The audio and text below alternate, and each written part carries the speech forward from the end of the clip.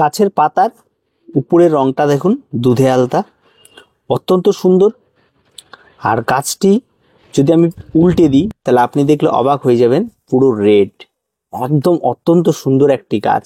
গাছটিকে অনেকে অবহেলা করে যে গাছটি কি এমন গাছ। গাছের নাম লায়লা মজনু। কোনটা লায়লা আর কোনটা মজনু সেটা বোঝা কিন্তু ভীষণ মুশকিল। তো যাই হোক, গাছের পরিচর্যাটি করতেই হবে, কারণ এই গাছটি কিন্তু প্রচুর বাগানির বেশ পছন্দের। গাছটিকে ক্রয় করতে গেলে অন্তত 50 থেকে 60 টাকা, ম্যাক্সিমাম 100 টাকার মধ্যে আপনি পেয়ে যাবেন। তবে যখনই যেখানেই পেয়ে যাবেন গাছটিকে নিয়ে নেবেন। গাছটি কিন্তু ইনডোরে প্রচুর ভ্যারাইটির গাছের মধ্যে যখন থাকে দেখতে অনেকটা বেশি সুন্দর লাগে এবং আকর্ষণীয় লাগে। তাই এই লায়লা মজনুকে কিন্তু বাদ দেবেন না, এটাকে কিন্তু অন্তত আপনার ছাদ বাগানে রাখুন। গাছটি ভীষণ উপকারী একটি গাছ, লাকি প্ল্যান্ট।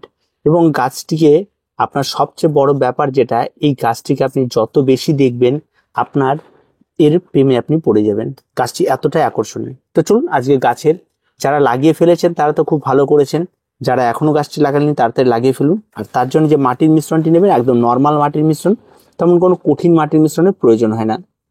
গাছটিকে দিয়ে আপনি আপনার যদি মনে হয় যে আমি ল্যান্ডস্কেপ গার্ডেনিং করব, তাহলে আপনি একটা লম্বা করে লাইন করতে পারেন, খুব সুন্দর হয়ে থাকে। তো গাছের গোড়ার দিকে আমরা আজ এখন চলে এসেছি। মূলত গাছের গোড়ার দিকে আমরা একটু ভালো করে লক্ষ্য করব। মাটি চার নতুন বাগানি যারা এই গাছ লাগাতে চান তাদের জন্য যে মাটির মিশ্রণটি সেটা এখানটা একদম পরিষ্কার আমি তুলে দেখাচ্ছি। এর মধ্যে রয়েছে 50% মাটি রয়েছে, 30% কম্পোস্ট রয়েছে, আর 20% বালি রয়েছে। তবে হ্যাঁ, মাটির মিশ্রণটি পুরোটা নেওয়ার পরে অবশ্যই মিশ্রণটিকে ছেঁকে নেবেন, যেন কোনো রকম পাথরকণা হাবিজাবি এই সমস্ত কিছু না থাকে, একদম ফ্রেশ যেন গাছ থাকে। যত ভালো থাকবে তত কিন্তু ভালো গাছ আপনার হবে। তাই মাটিটিকে একদম ঠিকঠাক রাখার চেষ্টা করবেন। আর যখনই গাছ বসাবেন রুট বলটিকে একদম ভাঙবেন না। আর এই সময় কিন্তু দেখবেন ওয়েদার যথেষ্ট রোদ থেকে বেরিয়ে একটু বৃষ্টির দিকে চলে এসছে, ওয়েদার অনেকটা ভালো হয়েছে। এই গাছের জন্য এই ওয়েদারটা ভীষণ উপকারী, আর প্রয়োজন ছিল এই সময় এই ওয়েদারটার। তো যাই হোক, বৃষ্টি হচ্ছে যাই হচ্ছে, গাছকে জল লাগলেও কোনো ভয় পাবেন না এই সময়। আর এই ওয়েদারে আপনি গাছ বসিয়ে দিতে পারেন এটা। এবার আসি গাছের খাবার। গাছ লাগানোর পর অন্তত 21 দিন পর থেকে আপনাকে গাছে খাবার দিতে হবে।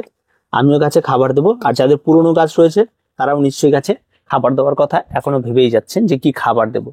তো মূলত যে খাবারটি আমি এখানে ব্যবহার করব তার জন্য আপনাকে নিতে হবে ঠিক এই পরিমাণ ভার্মি কম্পোস্ট, যেটা গাছের গোড়ায় ছিটিয়ে দেবেন।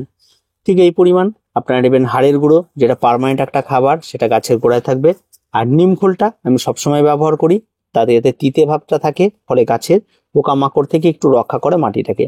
এবার আপনাদের কাজ কি, গাছকে সার ছিটিয়ে দিলাম, এবার আমরা গাছটাকে নিড়ানি করে দেবো। নিড়ানি করলে কি হয়, খুব ভালো করে সারটা কিন্তু মাটিতে মিশিয়ে দেয়। আমি আগে কোনোদিনও নিড়ানি করি না, আগে সার দিই তারপরে নিড়ানি করি। জঙ্গল থাকলে জঙ্গলের মধ্যে সার দিই, জঙ্গলগুলোকে পরিষ্কার করি। ঠিক এইভাবে এটাই হচ্ছে আমাদের গাছের কাজ।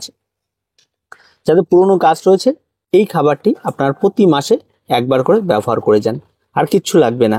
আর যদি মনে করেন যে আপনি এই ড্রাই খাবার ব্যবহার করবেন, আপনি তরল খাবার ব্যবহার করবেন, যদি আপনার ছাদ বাগানে থাকে একদম প্লেন আপনার খোল জল, তাহলে আপনি খোল জল ব্যবহার করতে পারেন, কোনো অসুবিধে নেই। আপনি অনায়াসে ব্যবহার করতে পারেন এই খোল জল। খোল জলও কিন্তু অত্যন্ত সুন্দর, এই গাছের জন্য ভীষণ কাজ করে। তবে খোল জলটা প্রতি সপ্তাহে সপ্তাহে ব্যবহার করলে কিন্তু আপনি এই গাছকে আর ধরে রাখতে পারবেন না কোন রকমই। গাছ অনেকটা বড় হয়ে যাবে, ফলে গাছের শেপ কিন্তু নষ্ট হয়ে যাবে। আর গাছে কিন্তু ফুল হয় একটা সময় এসে অত্যন্ত সুন্দর, আর ফুলটা খুব ফোটার সময়ও হয়ে এসছে। এই যে দেখুন, এই জায়গাটা যদি ভালো করে লক্ষ্য করেন, এই যে ফুলের কুড়ি চলে আসছে। তবে ফুল খুব একটা যে আকর্ষণীয় তেমনটা নয়, তবে ফুল হয়, দেখতে খারাপ হয় না, মোটামুটি ভালোই হয়। এবার আসি গাছের চারা তৈরি। যদি কেউ মনে করেন চারা তৈরি করবেন, যে কোনো ডালকে এইভাবে এই সমস্ত ডালগুলিকে কাটিং করে আপনারা বসিয়ে দিন যে কোনো জায়গায়।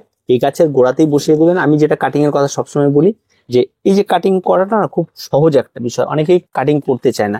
ধরুন আমি এই ডালটিকে কেটে দিই, তো কাটিং এর সময় আপনাকে ডালটা নির্বাচন করতে হবে এইভাবে। এই যে দেখুন, এই জায়গাটা দিয়ে একদম কচি ডাল, এই জায়গাগুলোতে কাটবেন না।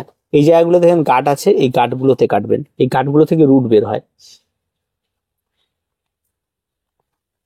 তাহলে এই যে জায়গাটি বের হলো, এই জায়গাটাতে কিন্তু রুট হবে। এই গাঁটগুলিকে দেখে নেবেন। এবার আপনার কাজ কি, কিচ্ছু করতে হবে না, এই ডালটিকে জাস্ট এর ভেতরে মাটির ভেতরে লাগিয়ে রেখে দিন। দীর্ঘ সময় এখানেই জল পাবে, রোদ বৃষ্টি যা হবে একটু গাছের ছায়াতেই থাকবে, কোনো সমস্যা নেই। বেশ কিছুদিন পর, অন্তত দিন 15 পর দেখবেন এখান থেকে রুট তৈরি হয়ে নতুন চারা তৈরি হয়ে গেছে। কোনো বালির পট লাগে না, কোনো কিচ্ছু লাগে না এই সমস্ত গাছের জন্য। এবার আসি গাছটাকে কেমন জায়গায় রাখবো। এই সমস্ত গাছকে রাখতে হলে আপনাকে রাখতে হবে ফুল সানলাইটে, ভীষণ ভালো হয়ে থাকে। আর যদি আপনার মনে হয় জানলার পাশে অন্তত সকালে 1 থেকে 1.5 ঘন্টা রোদ লাগবে, এমন জায়গাতে আপনি অনায়াসে রাখতে পারেন, খুব সুন্দর হয়ে থাকে সেরকম জায়গাতে। এটা একটা বিষয় রয়েছে। আর একটা ব্যাপার রয়েছে যেটা গাছে জল দেওয়া। জল একদম অতিরিক্ত দেবেন না, হালকা জল গাছ ভীষণ রকম পছন্দ করে। তার সঙ্গে সঙ্গে বৃষ্টির জল এদের ভীষণ পছন্দের, বৃষ্টির জল আপনি খাওয়াতে পারেন, তবে টানা বৃষ্টির জল না, হালকা বৃষ্টির জল আপনি খাওয়াতে পারেন, ভীষণ পছন্দ করে এরা বৃষ্টির জল। এটা একটা গেল। আর একটা বিষয় থাকে যেটা, সেটা হচ্ছে রোগ পোকামাকড়। দেখুন গাছ লাগালে রোগ পোকামাকড় থাকবে, তবে এই সমস্ত গাছে রোগ পোকামাকড় আক্রমণটা অনেকটাই কম ঘটে। আর যখন রোগ পোকামাকড় আক্রমণ ঘটবে তখন তো অবশ্যই আপনার কাছে যেটা থাকে সেটা হচ্ছে স্প্রেয়ার। সবসময়ের জন্য চেষ্টা করবেন মাঝে মধ্যে একটু জল স্প্রে করে দেওয়ার বা অ্যান্টিফাঙ্গাল দিয়ে দিবেন, ঠিক আছে? তাহলে এই গাছ অনেক ভালো থাকবে। আর বৃষ্টি যেহেতু জল পড়ছে না, তাই মাঝে মধ্যে একটু স্প্রে করে দেবেন, যেটা ভীষণ পছন্দ করে এই গাছ। স্প্রে করবে উপর দিয়ে, নিচ দিয়ে, ভেতর দিয়ে, সবসময় চেষ্টা করুন ভালো করে। গাছে পোকামাকড় একদম ধরে না, আমার কাছে এখনো পর্যন্ত কোনো রকম কোনো সেরকম রেকর্ড নেই গাছে পোকা ধরেছে, সেরকম কোনো কিছু এখনো পর্যন্ত হয়নি। আমার ভীষণ পছন্দেরই গাছ। চারা করেছি, অনেককে দিয়েছি এটা চারা। তো যারা করতে চান করতে পারেন, একদম সহজ পরিচর্যা, এর থেকে কিছু হয় না। একটা গাছ লাগালে গাছকে খাবার দিতে হবে, এটা আমাদের কমন ব্যাপার। আর তার সঙ্গে সঙ্গে যেই বিষয়টা হয় সেটা হচ্ছে অতিরিক্ত পরিচর্যা একদম নয়, একদম সিম্পল পরিচর্যা করুন, গাছকে সিম্পল ভাবে ভালোবাসুন। একটা গাছ কত খাবার খাবে, আপনি যদি প্রতিদিন খাবার দিতে থাকেন, মাসে মাসে দিতে থাকেন, তাহলে হয় না।